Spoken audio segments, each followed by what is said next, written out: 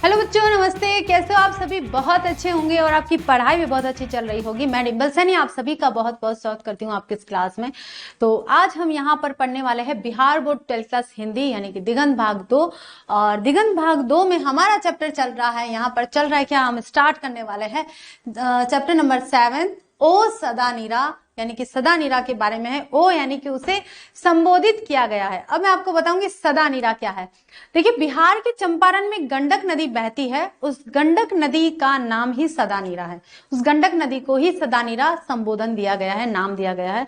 तो यहाँ लेखक ने जगदीश चंद्र माथुर जी है, उन्होंने गंडक नदी को कहा है कि ओ सदा नीरा। अब सदा नीरा के आसपास जो भी कहानी घटित है, जो भी चीजें हैं, वो सारी चीजें हम चैप्टर में पढ़ेंगे। लेकिन आज हम पढ़ने वाले हैं यहाँ हमारे ओ सदा नीरा के लेखक यानी कि जगदीश चंद्र माथुर जी का जीवन परिचय, उनके साहित्य से जुड़ी हुई बहुत सारी बातें वगैरह वगैरह बहुत सारी चीजें हम पढ़ रहे हैं। तो बच्चों, आज हम यहाँ पढ़ने वाले हैं ओ सदा नीरा। बिना देर करे हम स्टार्ट करते हैं हमारा नया चैप्टर ओ सदा नीरा, जो लिखा गया है श्री जगदीश चंद्र माथुर जी ने। और आज हम इनका जीवन परिचय पढ़ेंगे। तो देखते हैं इनका जीवन परिचय क्या है, क्योंकि उनसे जुड़ी हुई भी काफी चीजें आती है। यह है जगदीश कुमार माथुर जी। तो शत प्रणाम करती हूँ मैं इनको। और सबसे पहले हम देख लेते हैं जन्म, मृत्यु, जन्म स्थान और शिक्षा। तो ये काफी मेन चीजें होती है, क्योंकि आपके एमसीक्यूज में जन्म और मृत्यु से संबंधित या जन्म स्थान से संबंधित या उनकी रचना से संबंधित या शिक्षा दीक्षा से संबंधित कई प्रश्न आ सकते हैं। और आपको इनको करना ही होगा और अच्छे से करना होगा, ठीक है। जन्म, तो जगदीश चंद्र माथुर जी का जन्म 16 जुलाई 1917 में। तो यहां लिख लेते हैं 16 जुलाई 1917 ईस्वी में इनका क्या हुआ था भाई, जन्म हुआ था, ठीक है। और 14 मई 1978 ईस्वी में इनकी मृत्यु हुई थी, ठीक है, याद रहेगा। 16 मई 1917 में उनका जन्म हुआ था, यानी कि 16-17 याद कर लीजिए। 16 जुलाई और 17 में उनका जन्म हुआ था 1917 में, और 14 मई 1978 ईस्वी में उनकी मृत्यु हुई थी, ठीक है। जन्म स्थान की बात करते हैं तो शाहजहांपुर उत्तर प्रदेश में। 16 जुलाई 1917 में शाहजहांपुर उत्तर प्रदेश में इनका जन्म हुआ था, और 14 मई 1978 में इनकी मृत्यु हो गई थी। यह है ईस्वी। अब आती है बात शिक्षा की। तो सबसे पहले तो उन्होंने एमए किया था, देखिए, पीजी किया, मतलब उन्होंने मैट्रिक किया, फिर इंटर किया, उसके बाद में मैट्रिक ही होता है, मैट्रिक किया, फिर इंटर किया, फिर उसके बाद ग्रेजुएशन किया, स्नातक बोलते जिसको, फिर उन्होंने स्नातकोत्तर किया। तो ये स्नातकोत्तर भी किया है। तो 10 साल तो आपने मैट्रिक किया, यानी कि 10 साल की मैट्रिक होती है। फिर उसके बाद में +2 करके आपने 12th कर लिया, इंटर कर लिया, फिर +3 करके आपने स्नातकोत्तर करिए। तो ऐसे करके फिर +2 करके आपने स्नातक किया 3 वर्ष मिला के, और फिर स्नातकोत्तर 2 साल का। इस तरह से अंग्रेजी में उन्होंने एमए किया। वो कहां से किया है? इलाहाबाद विश्वविद्यालय से। तो जगदीश चंद्र माथुर जी ने इंग्लिश में एमए कौन से विश्वविद्यालय से किया था? इलाहाबाद विश्वविद्यालय से। किसमें किया था एमए? उन्होंने अंग्रेजी में किया था, ठीक है। 1941 में ICS परीक्षा उत्तीर्ण की है। ICS प्रशिक्षण के लिए अमेरिका गए, प्रशिक्षण यानी कि ट्रेनिंग के लिए, ट्रेनिंग के लिए वे अमेरिका गए, और उसके बाद बिहार में शिक्षा सचिव हो गए। बिहार सरकार ने उनको शिक्षा सचिव से नवाज दिया, यानी कि शिक्षा सचिव का उनको कार्यभार सौंप दिया। क्लियर हो गया है? आगे देखिए, अब आता है उनका कार्य। तो भाई कार्य किस प्रकार का है? तो सन 1944 में बिहार के सुप्रसिद्ध सांस्कृतिक उत्सव वैशाली महोत्सव का रोपण किया उन्होंने। वैशाली महोत्सव कहाँ मनाया जाता है भाई? बिहार में मनाया जाता है। तो वैशाली महोत्सव की शुरुआत किन्होंने की थी भाई? जगदीश चंद्र माथुर जी ने करी थी। किन्होंने करी थी? जगदीश चंद्र माथुर जी ने।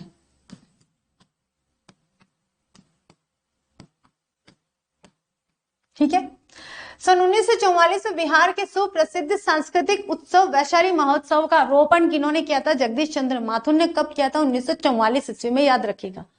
अब ये क्वेश्चन इंपॉर्टेंट है थोड़ा, ये आ सकता है, ठीक है, मैं पहले से बता रही हूँ। ऑल इंडिया रेडियो में महानिदेशक भी रहे, ठीक है, ऑल इंडिया रेडियो में महानिदेशक भी रहे। फिर सूचना और प्रसारण मंत्रालय में हिंदी सलाहकार के पद पर भी उन्होंने कार्य किया।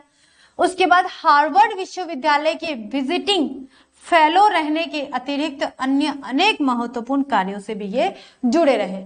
बिहार के सचिव, बिहार सरकार के सचिव रहे जब अमेरिका से वापस आए ट्रेनिंग के बाद में, तब बिहार सरकार के सचिव रहे थे। उसके बाद देखिए उन्होंने 1944 में वैशाली महोत्सव की शुरुआत करी थी। उसके बाद ऑल इंडिया रेडियो में भी उन्होंने कार्य किया था। फिर सूचना प्रसारण मंत्री में हिंदी सलाहकार के रूप में भी कार्य किया था। हार्वर्ड विश्वविद्यालय में विजिटिंग फेलो भी रहे थे। तो ये सारे उनके हैं कार्य और कार्य क्षेत्र। क्या है? कार्य और कार्य क्षेत्र। ठीक है, क्लियर है? एक बार और देख लीजिए। जगदीश चंद्र माथुर जी का जन्म 16 जुलाई 1917 ईस्वी में कहाँ हुआ था भाई? शाहजहांपुर उत्तर प्रदेश में हुआ था और 14 मई 1978 में उनकी मृत्यु हुई थी। उन्होंने अंग्रेजी में एमए किया था और वो भी इलाहाबाद विश्वविद्यालय से किया था और 1941 में आईसीएस परीक्षा भी उन्होंने उत्तीर्ण कर ली। उसके बाद ट्रेनिंग के लिए वे अमेरिका चल गए और अमेरिका से आने के बाद में वे बिहार में शिक्षा सचिव भी हो गए थे। 1944 में बिहार के इस पुत्र ने सांस्कृतिक उत्सव को बढ़ावा देने के लिए सुप्रसिद्ध सांस्कृतिक उत्सव वैशाली महोत्सव का रोपण किया था और ऑल इंडिया रेडियो में भी कार्य किया था। उसके बाद उन्होंने रेडियो, फिर सूचना और प्रसारण मंत्रालय में भी ये हिंदी सलाहकार के पद पर कार्य करते रहे। साथ में हार्वर्ड विश्वविद्यालय के विजिटिंग फेलो भी रहे थे। आगे देखिए, अब आती है बारी सम्मान की। तो कौन कौन से सम्मान दिए उनको? विद्यावारिधि की उपाधि से विभूषित किया। विद्यावारिधि पहला ये। कालिदास अवार्ड दिया उनको और बिहार राजभाषा पुरस्कार से भी सम्मानित किया। तो 3 प्रकार के उनके सम्मान है। पहला है विद्यावारिधि की उपाधि, दूसरा है कालिदास सम्मान, तीसरा है बिहार राजभाषा पुरस्कार। तो 3 सम्मान उनको प्राप्त हुए थे। क्लियर हो गया है? ये है उनका संक्षिप्त जीवन परिचय। इसको क्या कहेंगे बच्चों? संक्षिप्त जीवन परिचय। अब हमें और देखना है, अभी हमने इनकी कृतियां नहीं देखी है, अभी हमने उनके जीवन के बारे में और भी विचार, बहुत सारी चीजें हैं वो भी हमने नहीं देखी है, तो और भी देखना है हमें। चलिए आगे देखते हैं। अब आती है उनकी कृतियां। तो देखिए काफी बहुत सारी ढेर सारी कृतियां उनकी, और साथ में सन भी लिखे हुए हैं। तो 1936 में प्रथम एकांकी मेरी बांसुरी का मंचन व सरस्वती में प्रकाशन। देखिए उनकी पहली एकांकी किसे कहते हैं? नाटक का एक अंक होता है। अगर कोई नाटकीय कृति है और उसका एक अंक दिया गया है उसे एकांकी कहा जाता है। और नाटक में पूरा जीवन भी हो सकता है या 7 से 8 अंक भी हो सकते हैं, नाटक में अधिक अंक भी हो सकते हैं और एकांकी में एक ही अंक होता है, इसलिए उसे एकांकी कहा जाता है। तो उनकी 1936 में प्रथम एकांकी प्रकाशित हुई थी सरस्वती पत्रिका में। और सरस्वती पत्रिका कौन से युग की पत्रिका है बच्चों? द्विवेदी युग की पत्रिका है। ठीक है, द्विवेदी युग की पत्रिका है। महावीर प्रसाद द्विवेदी जी के द्वारा ये प्रकाशित की गई थी, संपादित की गई थी। और इस पत्रिका में जगदीश चंद्र माथुर जी की पहली एकांकी 1936 में प्रकाशित हुई थी। साथ में उसका मंचन भी किया गया था, क्योंकि एकांकी कैसे होती है? एक तरह का प्ले होता है और उस प्ले को मतलब नाटकीय ढंग से मंचन भी किया गया था। रंगमंच के ऊपर स्टेज पे उसको परफॉर्म भी किया गया था। मंचन यानी कि परफॉर्म करना। तो इस मेरी बांसुरी नामक जो उनकी एकांकी है उसका परफॉर्मेंस भी हो चुका है, साथ में सरस्वती पत्रिका में 1936 में प्रकाशित भी हो चुकी है। याद हो गया? 5 एकांकी नाटकों का संग्रह है भोर का तारा, 1946 में प्रकाशित हुआ था। 5 एकांकियों का एक नाटक है पूरा, जिसका नाम क्या है? भोर का तारा। और ये कब प्रकाशित हुआ था? 1946 में, यानी कि पूरे 10 वर्षों के बाद। 1936 में पहली एकांकी, उसके बाद 10 वर्षों के बाद उनका 5 एकांकियों का एक नाटक भोर का तारा 1946 में प्रकाशित हुआ। इसके बाद ओ मेरे सपने 1950 में प्रकाशित हुआ। मेरे श्रेष्ठ रंग एकांकी कोणार्क 1951 में प्रकाशित हुआ। बंदी 1954 में प्रकाशित हुआ। शारदिया 1959 में प्रकाशित हुआ। पहला राजा 1969 में। दशरथ नंदन 1974 में। कुंवर सिंह की टेक 1954 में और गगन सवारी 1958 के अलावा 2 कठपुतली नाटक भी लिखे। कठपुतली जानते हो, जिन्हें पपेट कहते हैं, है ना? कठपुतलियां किस तरह से उंगलियों के द्वारा नचाई जाती है और कैसे नाटक का एक मंचन करती है स्टेज पे, उसी तरह से जगदीश चंद्र माथुर जी ने 2 कठपुतली नाटक भी लिखे थे। तो एक तरह से ये नाटककार कहे जाएंगे, एकांकीकार कहे जाएंगे। कौन? जगदीश चंद्र माथुर जी। और हम जो पढ़ने वाले हैं वो एक निबंधात्मक रचना है उनकी। तो एक एकांकीकार की निबंधात्मक रचना पढ़ने वाले, ये ध्यान दीजिए। 10 तस्वीरें और जिन्होंने जीना जाना में रेखांकित और संस्मरण है, रेखा चित्र और संस्मरण है। 10 तस्वीरें तो उनकी क्या है? रेखा चित्र, और जिन्होंने जीना जाना ये उनके संस्मरण है। तो ये देख लीजिए कौन कौन सी विधाओं में कार्य किया है। उन्होंने एकांकी लिखी है, उन्होंने नाटक लिखे हैं, उन्होंने रेखा चित्र लिखे हैं, उन्होंने संस्मरण भी लिखे हैं। ठीक है, एक बार नोट कर लीजिए इसको।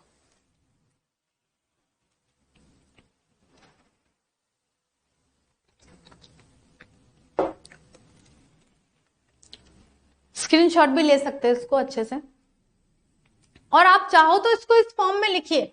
यहां पर आप रचना लिखिए, यहां सन लिखिए, फिर यहाँ रचना लिखिए, फिर सन लिखिए। ऐसे आप उनकी कृतियां और सन लिख लेंगे तो उससे भी, और सभी के नहीं है तो कोई बात नहीं, जिन जिन के हैं उनके लिख लीजिए।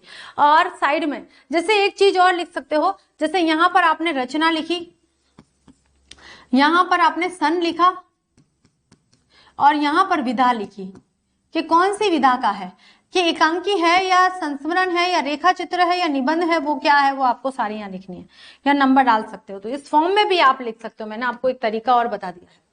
ठीक है, उससे क्या आप एक बार लिखोगे ना देख देख के, तो आपके कुछ मन मस्तिष्क में कुछ चीजें फिट हो जाएगी। कुछ ऐसा लगेगा कि हाँ मैंने ये लिखा था भाई, मैंने कोणार्क का सन क्या लिखा था, मैंने बंदी का सन क्या लिखा था, मैंने सरस्वती प्रकाशन भाई किसने किया था, और सरस्वती पत्रिका किनके द्वारा संपादित की गई थी, ये भी है। तो छोटी छोटी चीजें भी आपको याद हो सकती है। परंपराशील उनका नाट्य 1960 में प्रकाशित हुआ। उनकी समीक्षा दृष्टि का परिचायक है। क्या? परंपराशील जो नाटक है उनका 1960 में प्रकाशित हुआ था, और उनकी समीक्षा दृष्टि यानी कि आलोचनात्मक दृष्टि का एक ये नाटक है। बहुजन संप्रेषण के माध्यम जनसंचार पर विशिष्ट पुस्तक और बोलते क्षण उनके निबंध संग्रह है। ठीक है, कौन कौन सा है? बहुजन, पहला तो आ गया ये बहुजन संप्रेषण के माध्यम, पहला। फिर आ गया जनसंचार पर विशिष्ट पुस्तक, दूसरा। और बोलते क्षण उनका तीसरा निबंध संग्रह है। जगदीश चंद्र माथुर एक प्रतिभाशाली लेखक, नाटककार, संस्कृति कर्मी एवं प्रकाशक थे। उनका कार्य क्षेत्र बिहार था भाई। कहाँ था? बिहार। लेकिन उनका जन्म कहाँ हुआ था? उत्तर प्रदेश में हुआ था। लेकिन भले उनकी शिक्षा जो एमए किया था उन्होंने, वो भी कहाँ किया था? उन्होंने इलाहाबाद से किया था। लेकिन उन्होंने जो कार्य किया है, अपने जीवन का अधिकांश समय जो दिया है वो बिहार को दिया है। ठीक है, और ये साहित्य संस्कृति के संसार में बिहार की ही विशिष्ट प्रतिभा के रूप में जाने जाते हैं, कि बिहार की संस्कृति को पहचान करवाने वाले, या बिहार की संस्कृति के बारे में बताने वाले, बिहार के इतिहास के बारे में बताने वाले, या बिहार की उपयोगिता को, बिहार की महत्वपूर्णता को बताने का जो कार्य किया है वो जगदीश चंद्र माथुर जी ने ही किया है, और उनके नाम से ही हम बिहार को जान सकते हैं। ठीक है, इस संस्कृति, परंपरा और लोक वार्ता की भूमिका उनके दृष्टिकोण के निर्माण में आधारभूत थी।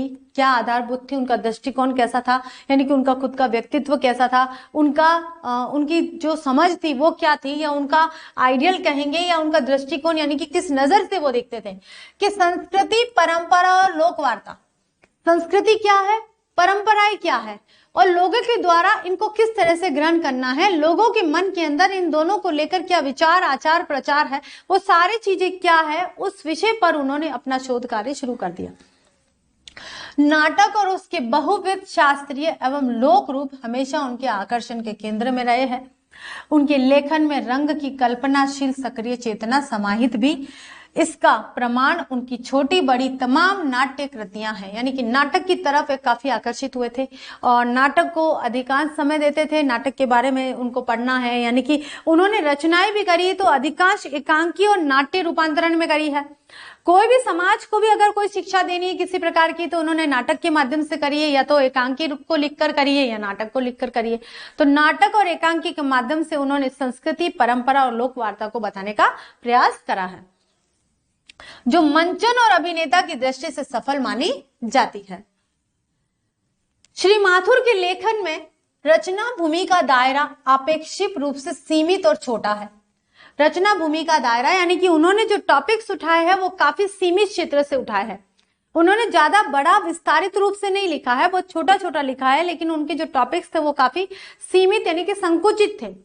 उसमें प्रत्यक्ष पर्यवेक्षण और अनुभव की शायद न्यूनता भी थी। पर्यवेक्षण का मतलब होता है जांच पड़ताल करना, उन्होंने ज्यादा देख रेख नहीं करी है, जांच पड़ताल नहीं करी है, और ना उन्होंने कुछ ज्यादा, ऐसा लगता है कि कुछ ज्यादा सीखा सुखाया सा नहीं था, बहुत कमी नजर आई थी। न्यूनता मतलब कमी भी है, जिसे वे अध्ययन, कल्पना आदि के द्वारा पूरा करते हैं। यानी कि उनको अगर कम नॉलेज थी, उसके आधार पर उन्होंने उसका अध्ययन किया है, गूढ़ अध्ययन किया है, और गूढ़ अध्ययन और कल्पना के माध्यम से उस चीज को उन्होंने पूरा किया।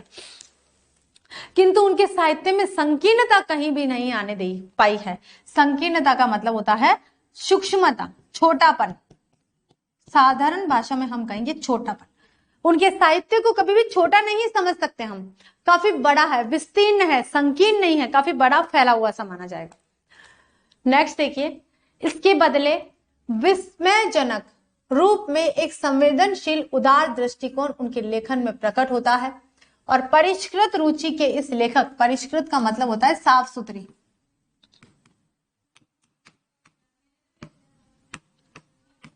साफ सुथरी, तो परिष्कृत रुचि, रुचि का मतलब होता है उनका खुद का इंटरेस्ट, ठीक है, इंटरेस्ट लिखेंगे। इंटरेस्ट के इस लेखक ने, यानी कि रुचि के इस लेखक ने साहित्य को ऊंचाई प्रदान करता है। श्री माथुर ने लिखना प्राय चौथे दशक में ही शुरू कर दिया था। चौथा दशक कौन सा था बच्चों?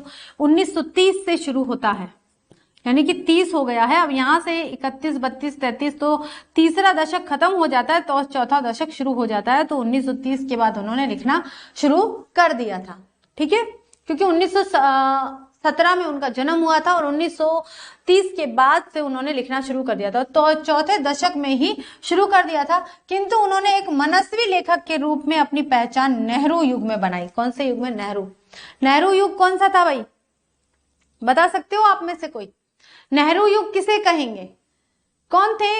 जगदीश चंद्र माथुर जी के समय में नेहरू कौन थे भाई? उनका युग था भाई, उनका समय था, उसको ही उन्होंने क्या कहा है? नेहरू युग कहा है। कि उन्होंने एक मनस्वी लेखक के रूप में जो पहचान बनाई थी वो कब बनाई थी? नेहरू युग में बनाई थी। क्लियर है? आगे देखिए, उनके लेखन के बहुतांश, बहुतांश का मतलब होता है बहुत से अंश,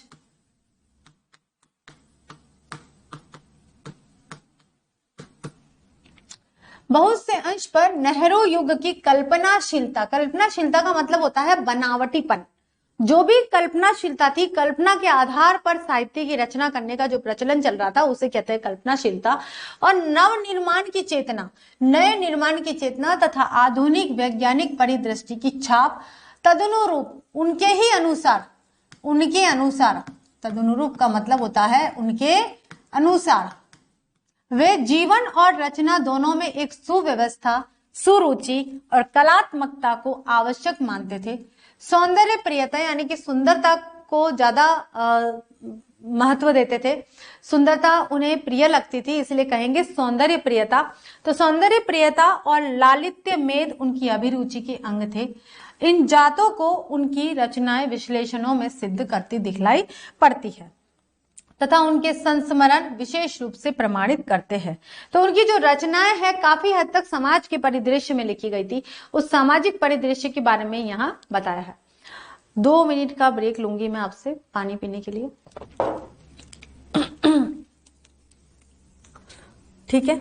तो यहां तक हमने क्या देखा है उनके जीवन के बारे में, उनकी रचनाओं के बारे में। तो एक बार फिर से यहाँ देख लेते हैं हम कि उन्होंने क्या करा है कि श्री माथुर के लेखन में रचना भूमि का दायरा अपेक्षित रूप से, मतलब अपेक्षित रूप से जितनी उम्मीद की जा रही थी उस उम्मीद से बाहर रूप से सीमित और छोटा है। उसमें प्रत्यक्ष पर्यवेक्षण, यानी कि सामने आकर उन्होंने कोई जांच पड़ताल नहीं करी है, सामने आकर उन चीजों को नहीं देखा है, उन्होंने अनुभव नहीं किया है, स्वयं ने सीखा नहीं है।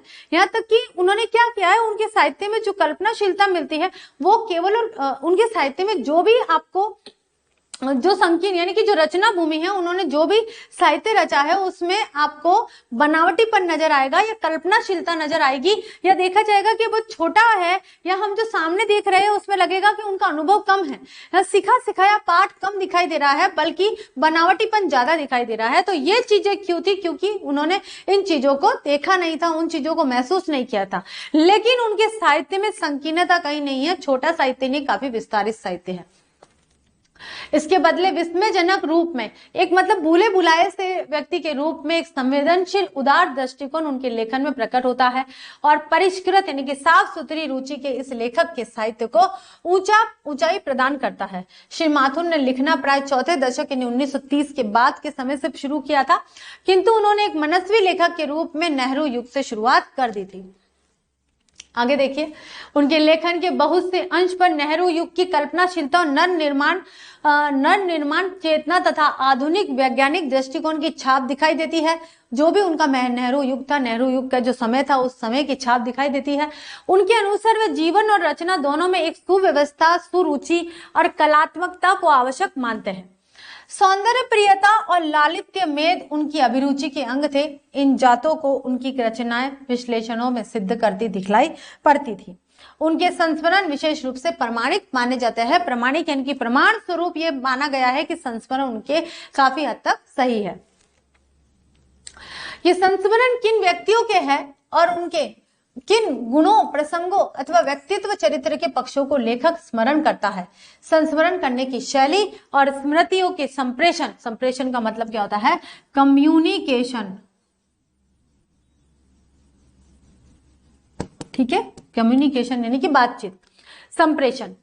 तो स्मरण करने की शैली के स्मरण कैसे करना है, हमें याद कैसे करना है उन चीजों को, साथ में स्मृतियां, जो भी यादें हैं, जो जितनी सारी यादें हैं, उन यादों के साथ में कैसे कम्युनिकेट करना है, कैसे वार्तालाप करना है, कैसे बातचीत करनी है, उस चीज को उन्होंने, संप्रेषण की भाषा क्या है, यह सब देखना बहुत दिलचस्प बात है, बहुत इंटरेस्टिंग होता है। तो ऐसी इंटरेस्टिंग भाषा को देखना, और ये कहाँ मिलता है आपको? जगदीश चंद्र माथुर के काव्य में या उनके साहित्य में मिलता है। काव्य तो उन्होंने लिखा ही नहीं है, वो तो गद्य के लेखक थे। तो गद्य में उन्होंने नाटक लिखे हैं, एकांके लिखे हैं, रेखा चित्र लिखे, संस्मरण लिखे और निबंध लिखे। तो इन्हीं चीजों को हम इनके अनुसार ही, जो भी इनका रचना साहित्य, और रचना साहित्य में भले ही आपको थोड़ी सी कमी नजर आती है, थोड़ा सा उनका प्रत्यक्ष ज्ञान आपको कम नजर आता है, या उनकी कल्पनाशीलता ज्यादा नजर आती है, या फिर आपको अनुभव कम नजर आता है, लेकिन उनका साहित्य काफी बड़ा है। और इस बहुत बड़े साहित्य में उनका व्यक्तित्व चरित्र के रूप में, लेखक के रूप में वो प्रस्तुत हुए हैं यहाँ पर।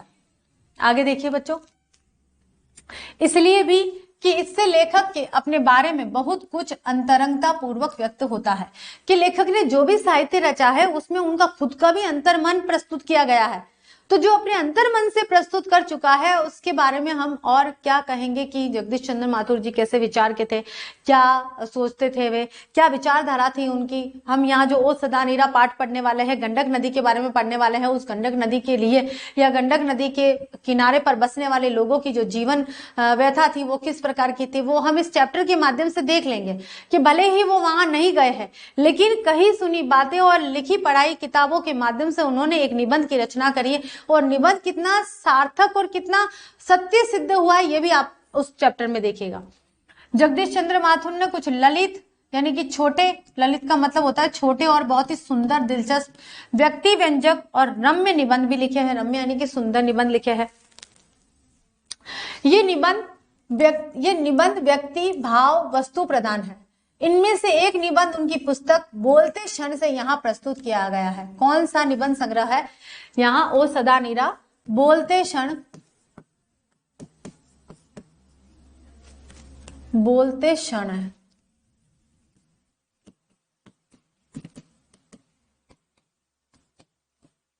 निबंध है ना,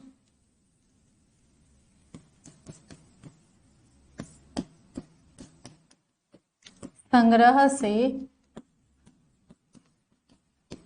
ओ सदा नीरा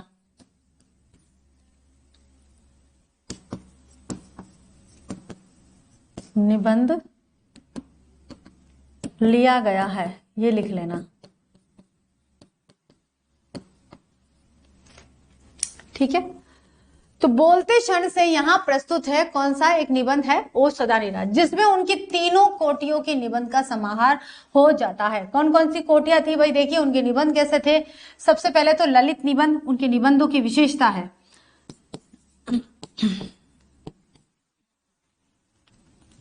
पता नहीं कभी कभी तो मैं क्या लिख डालती हूँ। निबंधों की श्रेणियां, ठीक है। उनके निबंधों को 3 श्रेणी में बांटा गया है। पहला है ललित निबंध। भाई पूछ लिया जाता है जगदीश चंद्र माथुर की निबंधों को कितने श्रेणी में बांटा गया, 3। दूसरा है व्यक्ति व्यंजक, और तीसरा है यहां पर रम्य निबंध। रम्य यानी कि सुंदर। ललित निबंध का मतलब होता है छोटे निबंध, व्यक्ति व्यंजक का मतलब होता है पर्टिकुलर किसी व्यक्ति पर लिखा गया निबंध, और रम्य निबंध का मतलब होता है सुंदर निबंध, मतलब उनके अंतर मन की सुंदरता को उन्होंने व्यक्त किया है, ठीक है। तो 3 श्रेणियों में बांटा गया है, 3 कोटियां भी इसे कहते हैं। तो यहाँ अब अगली बात आती है कि उनकी तीनों कोटियों के निबंधों का समाहार हो जाता है। ये जो निबंध प्रस्तुत किया गया है ओ सदा नीरा, उस सदा नीरा से इस तीनों तरह के निबंधों की विशेषता इस सदा नीरा चैप्टर में बताई गई है। यह निबंध सदा नीरा गंडक को, गंडक क्या है, नदी है, ठीक है, क्या है भाई, नदी है, गंडक को निमित्त बनाकर लिखा गया है, पर उसके किनारे की संस्कृति और जीवन प्रवाह की अंतरंग झांकी पेश करता हुआ जैसे स्वयं गंडक की तरह ही प्रभावित होता दिखलाई पड़ता है। क्या भाई, गंडक नदी के किनारे पर जो भी संस्कृति है, जो भी सभ्यता, उस सभ्यता संस्कृति की विशेषताओं को उन्होंने जगदीश चंद्र माथुर जी ने यहाँ पर बताया है। ठीक है बच्चों, तो देखिए आज हमने यहाँ पर Bihar board 12th class Hindi में ओ सदा नीरा चैप्टर को स्टार्ट कर दिया है, और आज हमने उसके लेखक निबंध है ये एक ओ सदा नीरा क्या है, एक गंडक नदी है, और गंडक नदी के बारे में और उसके किनारे पर बसने वाली जो संस्कृति है उस संस्कृति के बारे में बताने का प्रयास करा है। तो ये प्रयास किया है हमारे जगदीश चंद्र माथुर जी ने। तो आज हमने जगदीश चंद्र माथुर जी का जीवन परिचय पढ़ा है, संपूर्ण जीवन परिचय पढ़ा है। उसमें उनके जन्म के बारे में बातचीत करी है, उनकी मृत्यु के बारे में, उनकी शिक्षा के बारे में, उनकी कृतियों के बारे में कि खास तौर पर वे क्या कहे जाते हैं, और जो भी उनके विचार थे उसके बारे में, साथ हमारे चैप्टर के बारे में कि सदा नीरा क्या है, गंडक, और गंडक क्या है, नदी, और ये कहाँ बहती है भाई, जहां बहती है बिहार के चंपारण में बहती है, और वहां से इस के बारे में बताया गया है, इस नदी के बारे में बताया गया है, और नदी के किनारे पर बसने वाली संस्कृति के बारे में। तो उसके बारे में हम पढ़ेंगे कल, क्योंकि कल हमारा होगा लेक्चर नंबर 2, और लेक्चर नंबर 2 में हमारा जो चैप्टर है वो स्टार्ट हो जाता है। जीवन परिचय के बाद का जो चैप्टर है वही इंटरेस्टिंग होता है, मेन चीज वही होती है, और जीवन परिचय से भी काफी क्वेश्चन बनते हैं, इसलिए आपको वो भी याद रखने होंगे। जैसे आज हमने जन्म मृत्यु ये सारी चीजें पढ़ी है, तो आई होप आप सबको याद होंगे। तो आज इतना ही, कल मिलते हैं। तो आज के लिए इतना ही, थैंक यू सो मच।